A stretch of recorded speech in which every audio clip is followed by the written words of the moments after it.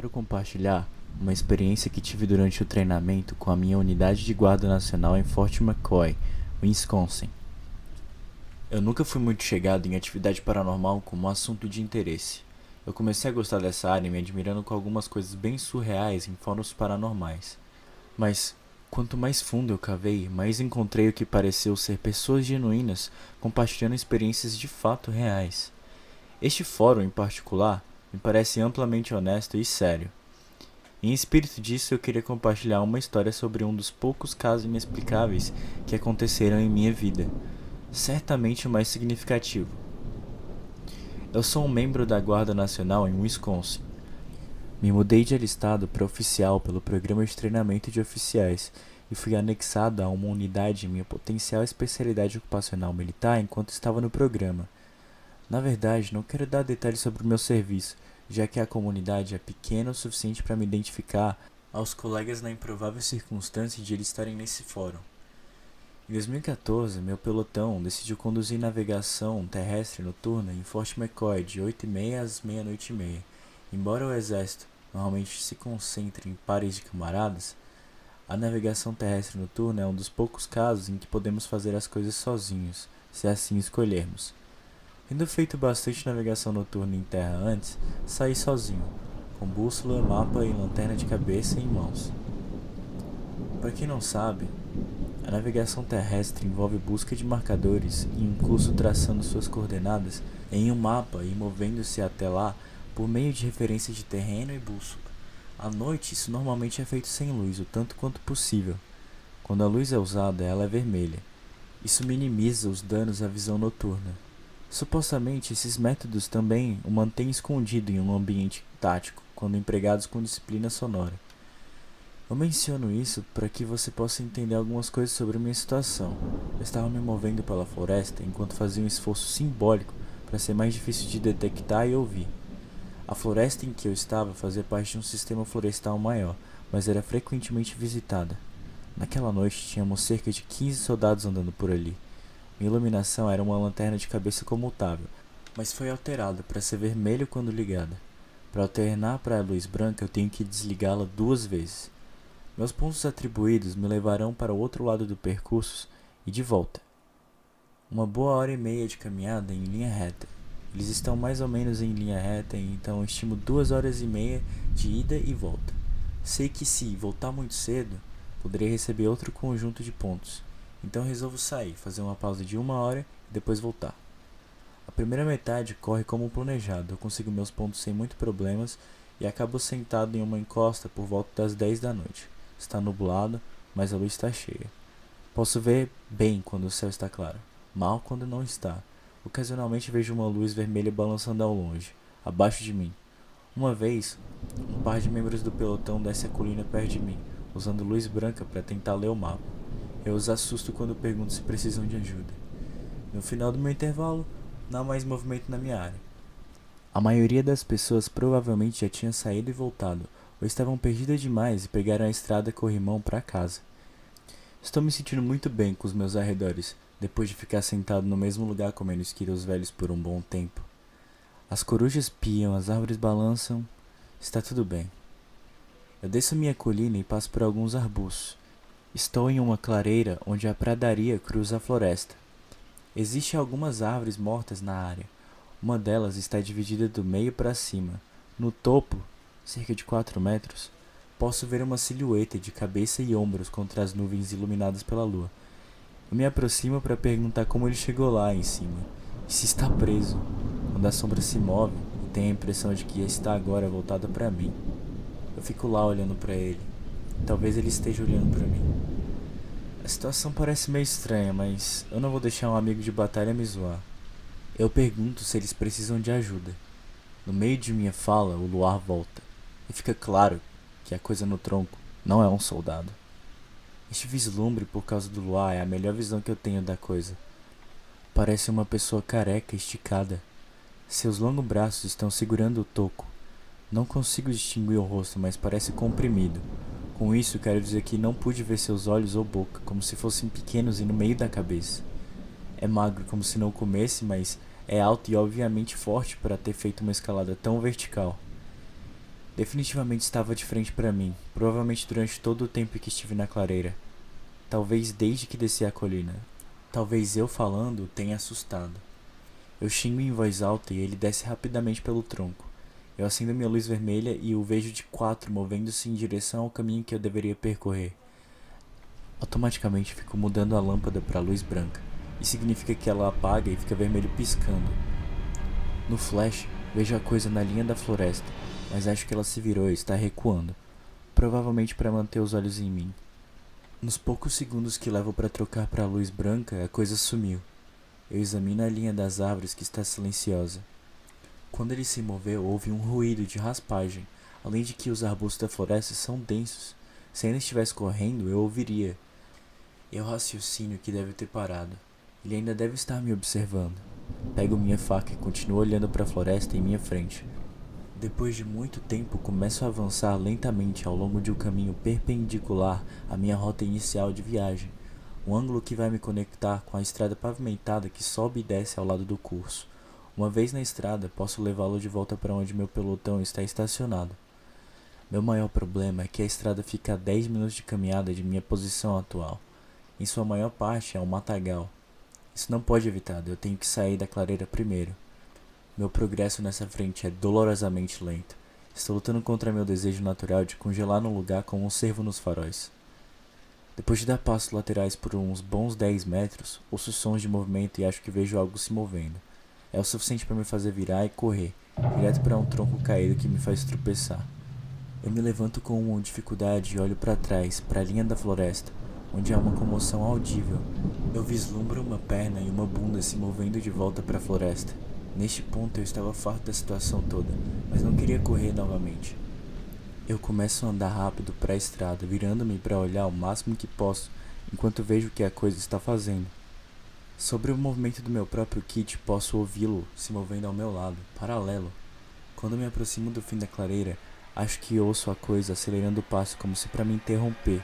Eu tomo a decisão de correr. Quando entro na floresta, meu caminho está livre, mas acho que posso ouvir ao meu lado. Eu não paro e corro muito até chegar à estrada pavimentada. Perdi o fôlego algumas vezes ao longo do caminho, mas me recupero com uma velocidade frenética que não consigo reproduzir conscientemente. Estando na estrada, corro perpendicularmente à floresta até que acho que não ouço mais. Estou sem fôlego por causa da minha corrida. A partir do meio da estrada tenho boa visibilidade e decido caminhar para recuperar o fôlego.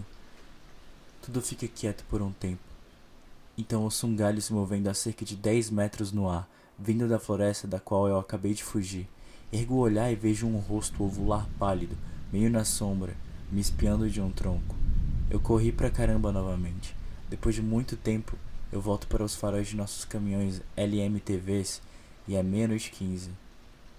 O que aconteceu, cadete? Você se perdeu lá? Está coberto de lama, você caiu? Por que você está sem fôlego? Eu me perdi no caminho, sim. Escorreguei no pico. Corri para voltar a tempo.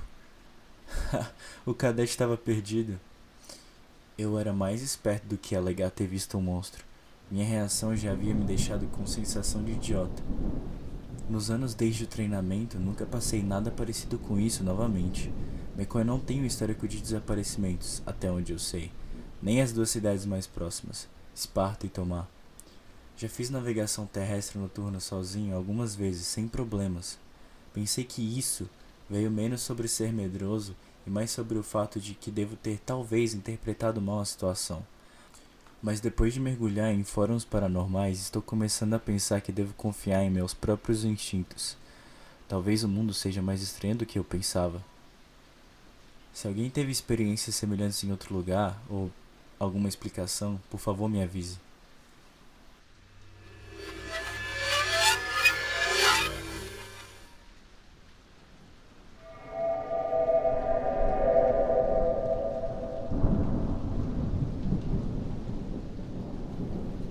Como uma boa introdução, acho que é razoável tentar explicar clinicamente minha própria experiência pessoal.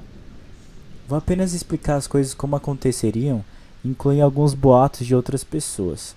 Sendo assim, fui oficial da Marinha estacionado em Okinawa por quase 3 anos, uma ilha ao sul do Japão.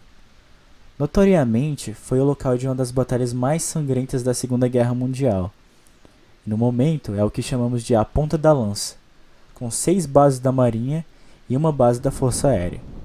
É basicamente o ponto de partida para qualquer merda que acontece envolvendo a China e a Coreia do Sul ou Norte.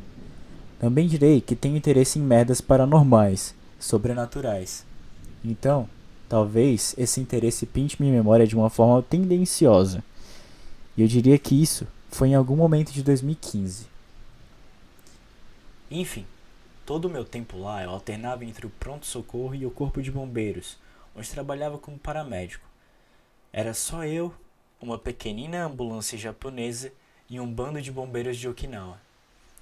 Este incidente específico aconteceu no campo Hansen, a segunda base mais distante do hospital naval.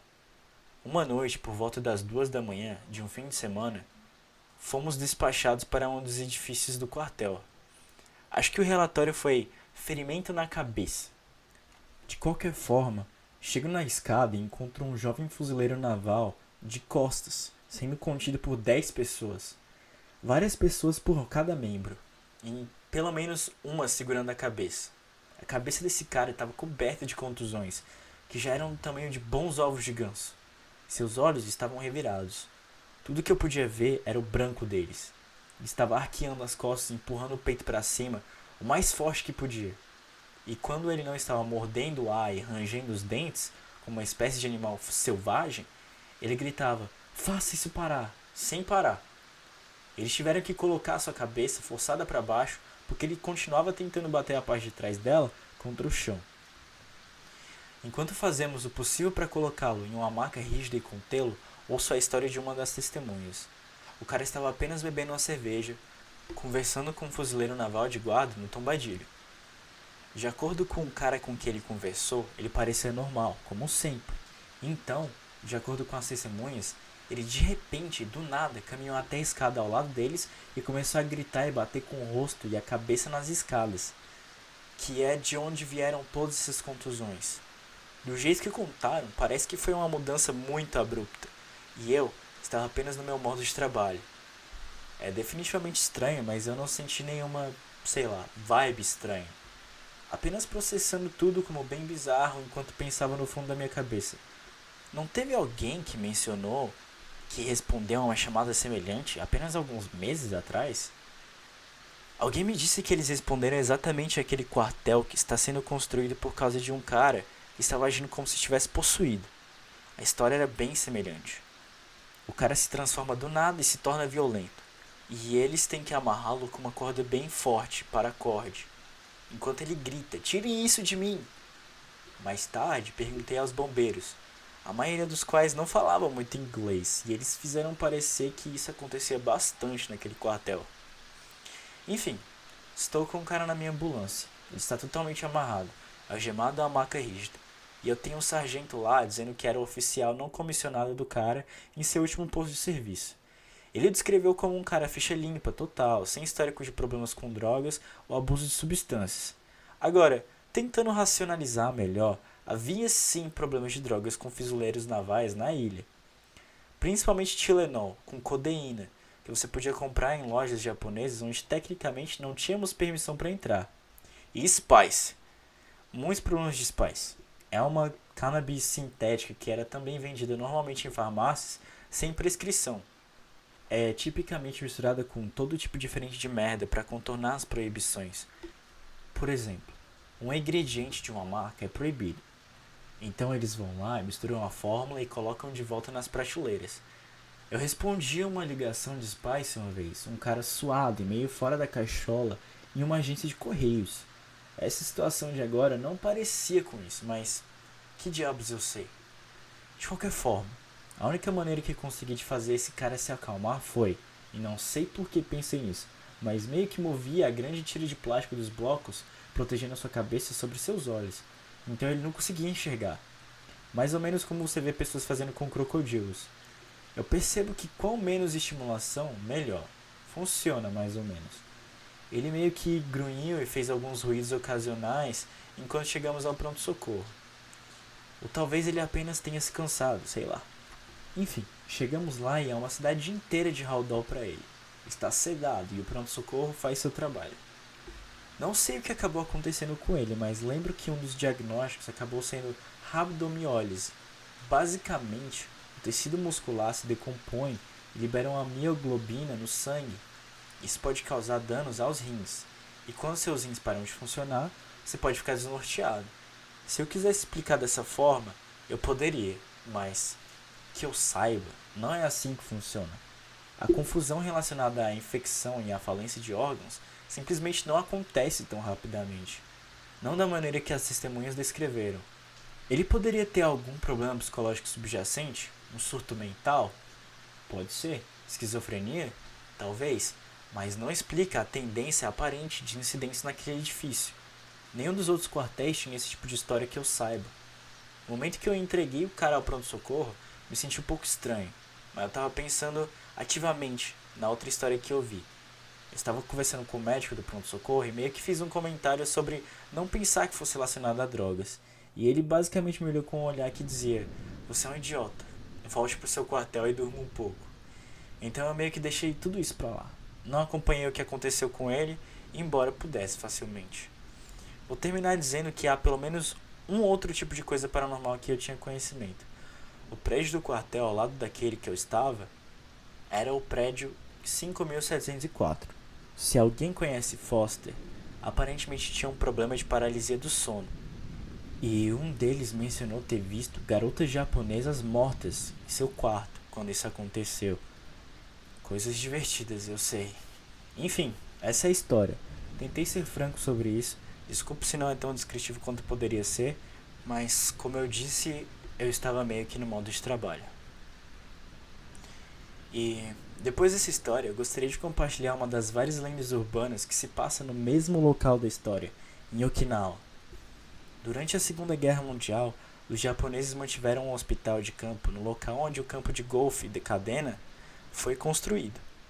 Depois que as tropas americanas tomaram os campos de aviação em Okinawa, em 1945, enfermeiras japonesas, aterrorizadas com os americanos devido à propaganda japonesa, cometeram suicídio em uma caverna próxima. Hoje em dia, os okinawanos ainda não chegam perto da caverna porque dizem que as mulheres ainda assombram a caverna e as terras próximas.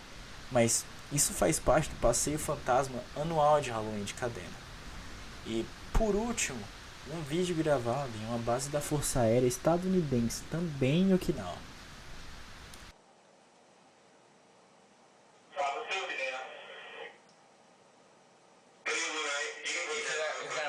It's gonna move. Watch it.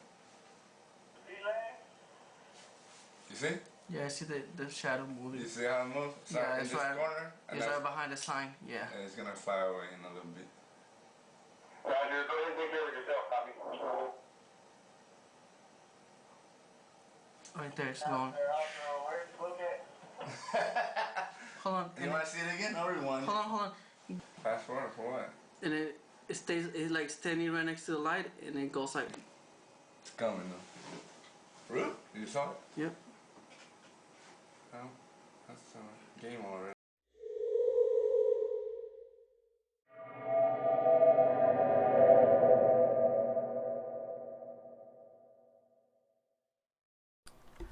Agora é algo um pouco diferente, pois não será uma história contada e sim uma notícia estrangeira que me direcionaram no Reddit, sobre um gigante supostamente encontrado em Kandahar.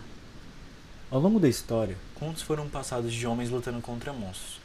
Esses contos são geralmente baseados em encontros da vida real, como o Kraken, provavelmente sendo uma lula gigante, ou Pé Grande, possivelmente sendo apenas avistamentos de ursos em florestas densas, de OVNIs ao monstro do Lago Ness.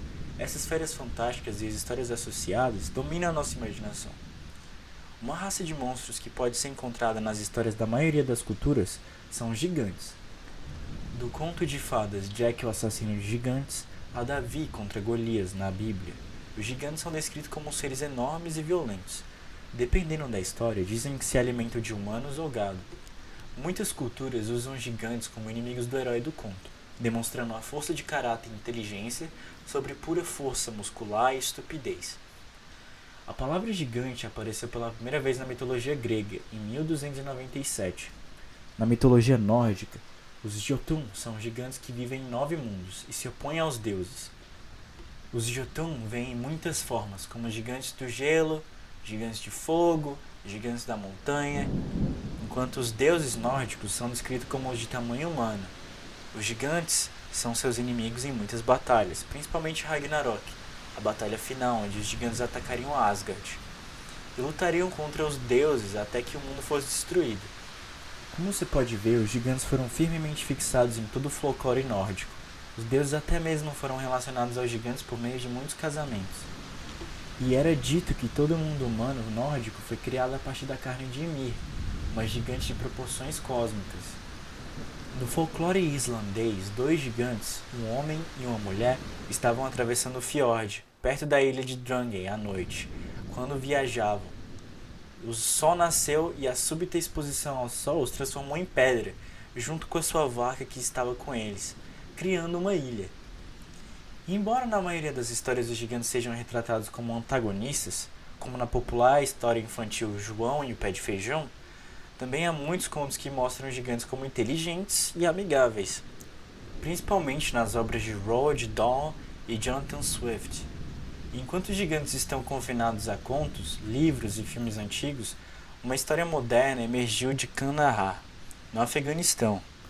Embora supostamente acontecendo em 2002, a história não foi amplamente divulgada até 2016, quando um youtuber chamado L.A. Marzulli postou um episódio da sua série Watchers.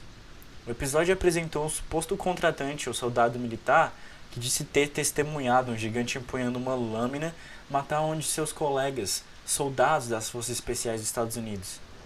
O gigante foi então abatido pelas tropas restantes, e após a batalha, o corpo do gigante foi carregado em uma aeronave de transporte militar e levado para um local não revelado para ser escondido do público. E, de acordo com a suposta testemunha ocular, o gigante de Kandahar tinha de 12 a 15 pés, quase 5 metros de altura, e com 503 quilos, um cabelo de cor escarlate e 6 dedos em vez de 5. A testemunha e sua equipe foram enviados a uma área remota em busca de uma patrulha que estava desaparecida. Ao chegarem na área, o gigante emergiu de uma caverna empunhando uma lâmina enorme que usou para espetar e matar o amigo dele chamado Dan.